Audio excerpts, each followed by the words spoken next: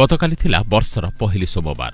विभिन्न शैवपीठरे श्रद्धालुंको भिड़ लागि रहिथिबा बेले घसीपुरा ब्लक अंतर्गत आळतीठारे थिबा चंद्रशेखर महादेवंको पीठ परिसर रे एक नागसाप आविर्भावकु नै स्थानीय अंचलरे चर्चा जोर धरिथिला। गतकाली प्रायतः मंदिर पूजक निरंजन पाणिग्राही मंदिर को देवनीति करने जिबा समय मंदिर बेढ़ारे सापटी देखि समस्तंकु जणैबा परे मंदिर परिसर लोकारण्य होई उठिथिला। किछि श्रद्धालु साप को क्षीर पीबाकु देई पूजार्चना मध्य करिथिले। सापटी देखिबाकु मंदिर परिसर रे लोकंको गहଳି लागि जाइथिला। परे स्थानीय लोकंको सहयोगरे सापटी को सेठारु उद्धार करा जाई पटिलो जंगल छाड़ी दिया जाइथिला। सापटीर काती छाड़िबा समय होई जाइथिबारो संभवतः से द्रुत गति जाई न पारि गोटिए स्थान रे निस्तेज भଳି पड़ी रहिथिला बोली स्थानीय कर्मचारी आकलन करिसंती।